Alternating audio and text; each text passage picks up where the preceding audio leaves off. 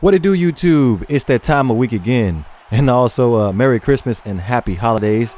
As you know, this Sunday we have the Indianapolis Colts. They are coming up to face us, the Miami Dolphins. And quick recap of last week against the San Diego Chargers. Like I said, last week had to be one of the most disappointing, embarrassing games of the season, or perhaps even the most embarrassing and disappointing game I have ever seen from the Miami Dolphins. I have ever seen. Like another terrible team we play, probably in my opinion worse than us, and they end up blowing us out. But how I'm going to cap it off this time is we're going to talk about the Pro Bowl because there's a lot of discrepancy in here. Those that are new, I don't just look at the facts. I look at everything that surrounds the facts. I go inside the lines. So the main issue that I have with these Pro Bowl ballots is Rashad Jones. And as Stephen A. would say, he did not make the Pro Bowl, which is egregious. Because, let me give you a little bit of actual factuals here. Rashad Jones is 5th in the NFL in tackles. 125 tackles for Rashad Jones. 5th. And now, I talked to quite a few people. I actually wanted to hear other people's opinion about Rashad Jones as far as non-Miami Dolphins fans. And, of course, what do they have to say? Oh, maybe the Miami Dolphins are so terrible that guy has to make all the tackles. No, that is not what the case is. Rashad Jones plays all around the field. And if that doesn't raise an eyebrow with you about if he just plays in the box and just makes all the tackles like Cam Chancellor does, which he should not have made the Pro Bowl, but that's a conversation for a different day. He's tied for 6th with 5 interceptions. If he's sitting in the box, how's he getting 5 interceptions? That's number one. Also, he's tied for 1st in defensive touchdowns. He's tied for 1st. He's tied for 1st. So how is he only just hanging around the box? He's playing all around the field. This is what we call a free roaming safety. He basically has the ball hawking skills like an Ed Reed and the tackling ability like Sean Taylor. Basically, simply put, if you want to put it that way. And like, who did they basically put over Rashad Jones as far as a safety spot? They have Tyrann Mathieu, which is out for the season. And if Rashad Jones is the next safety up to replacing Tyrann Mathieu in the Pro Bowl, if I was Rashad Jones, I would honestly say no, because is the fact that his stats are better than every other safety in the league right now, and basically he's getting a sympathy pass. Like that, all that hard work he basically put in on and off the field, and basically he's not getting any recognition. Doesn't do nobody no justice. He's a first ballot Pro Bowl player. Period. Also, they had Eric Berry on there. Honestly, I think that Eric Berry got there basically off of sympathy. And he didn't even get over 50 tackles. I'm like, well, he did get over 50 tackles, but Rashad Jones had more than 50 more tackles than all the other safeties on the board. But he's getting in. I think he's just getting in there because sympathy. He didn't play last year, honestly, and it's the Kansas City Chiefs. Other safety, of course, is Charles Woodson. I understand why you put Charles Woodson in there, because Charles Woodson is a future Hall of Famer, and who doesn't know who Charles Woodson is? So Tyrann Mathieu and Eric Berry are the two up in the air picks as far as that strong safety spot. Now, as far as who did make the Pro Bowl for the Miami Dolphins, we have Mike Pouncey, and honestly, I'm wishy-washy as far as Mike Pouncey making the Pro Bowl, because he didn't play great for me. He really did not play great in my eyes. Like, all I can remember is the two fumbles, the two safety exchanges with Ryan Tannehill. The 2 exchanges for Ryan Tannehill. The third one wasn't Mike Pouncey's fault, but the 2 were his fault. I just can't. I don't know how to draw that. I really don't know how to draw that. So honestly, if there was anybody on the Miami Dolphins that should have made the Pro Bowl the most, it would be Rashad Jones. Now I dug a little bit deeper in looking at these Pro Bowl ballots, and I was looking at the corner spot. And looking at who was the number one ballot for corners was Malcolm Butler. And if you don't know who Malcolm Butler is, he's the one that got the game-sealing interception in the Super Bowl last year for the New England Patriots. Looking at his stats, Like, the only way you could basically rate a corner in the NFL is interceptions. That's the only way you can rate him. That's the only way you can rate him. And he is the first ballot. He's first ballot, number one corner on the list. I don't understand it, because I looked at Logan Ryan, the second string corner on the New England Patriots, and he has 4 interceptions compared to Malcolm Butler's 2 interceptions. So that doesn't make any sense. And then I dug a little bit deeper, and then I saw Tremaine Johnson for the St. Louis Rams has 6 interceptions. And I know, in my honest opinion, Brent Grimes did not play nearly as well as I think that I know he should play. He does, and Brent Grimes does not deserve to go to the Pro Bowl. But Brent Grimes had 4 interceptions, so that can't go unnoticed. So what I'm saying to you is, as far as this whole Pro Bowl thing, it's just a popularity contest. It's literally just a popularity contest, and it really irks my nerves of the fact that, like, even when you're voting for these players, they have the statistics on there. Everything is on there basically for you to make the right decision. But for some reason, people do not make the right decision, and they ended up voting for the wrong players. Literally just voting for the wrong players. Now, as far as Ndamukong Suh goes, he actually was second in the NFL in sacks for defensive tackles.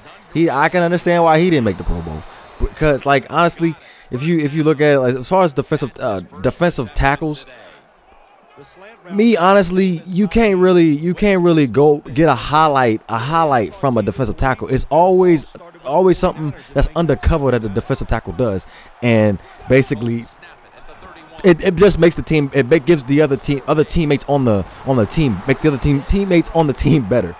Can't even speak today. Really cannot speak today. Now, Jarvis Landry, I can understand why he did not make it, because he was, well, as far as catches, he was 4th in catches. He was 16th in yards, and he was tied for 29th for touchdowns. So you're not going to the Pro Bowl. You're not going to the Pro Bowl if your touchdowns ain't up there. But his catches are up there. Now, finally getting on to the preview part. Got a little bit of news. Got a little bit of news coming into this week. Lamar Miller. Like, if y'all don't know already, Lamar Miller's in his contract year.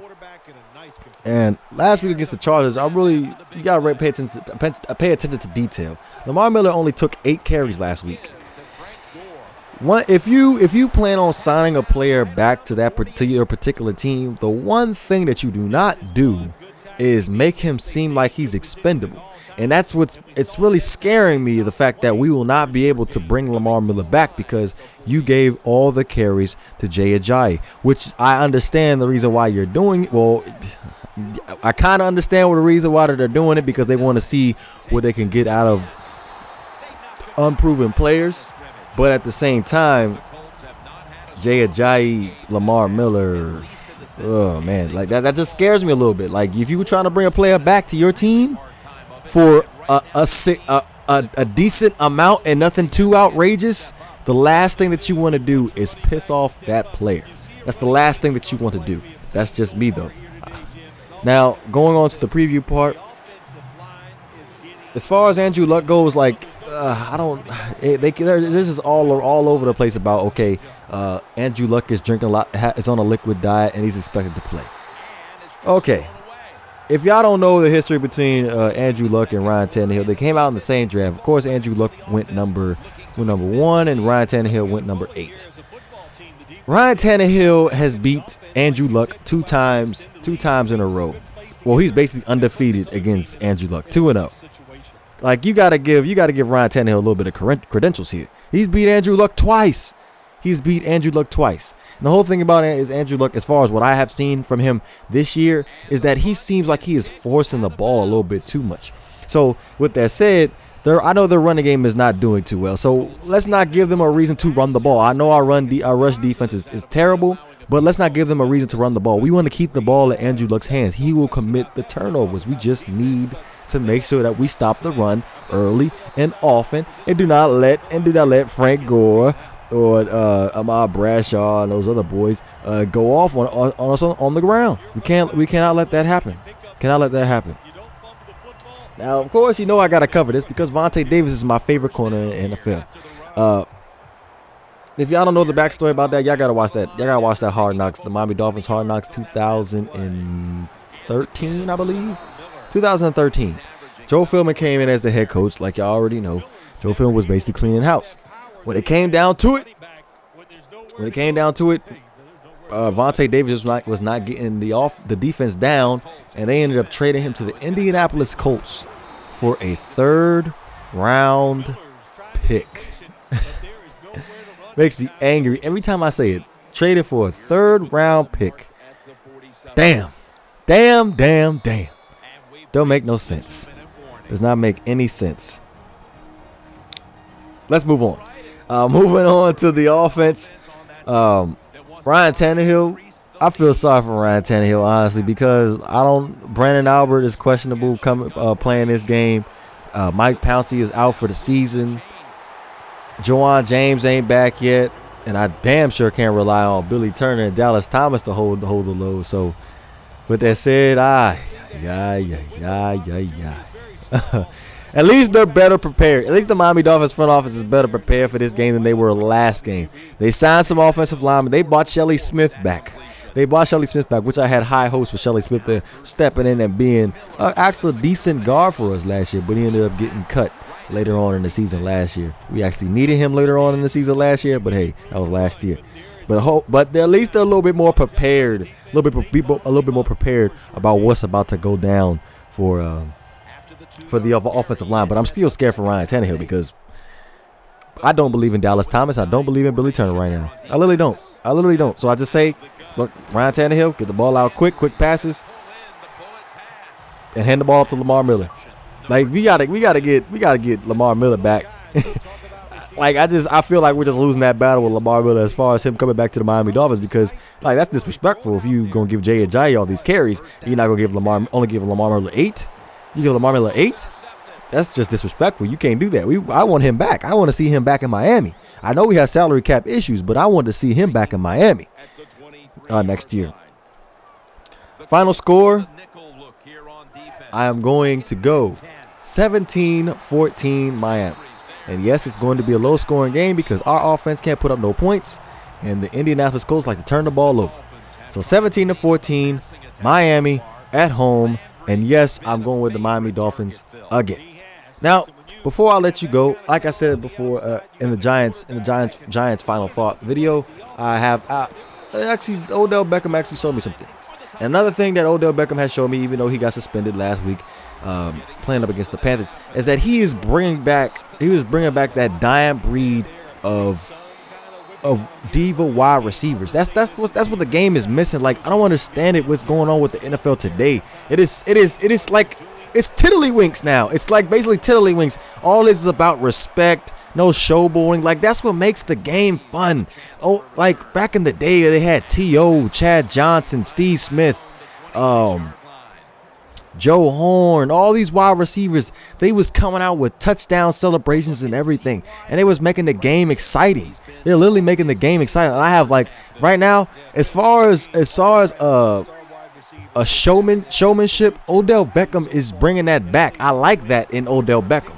It's like he's just showing that grit, just showing, and that is what is missed in the NFL. Like, I just feel like the NFL now is just is not what it used to. It's just not what it used to, and I feel like Odell Beckham is trying to bring that back, like bring that heated competition back, and I like it. I really like it. But with all that being said, hit the comment box. Let me know what you guys think. If you enjoy the content, please don't forget to hit that like and subscribe button. This is Great One DeVore. I'm up out of here.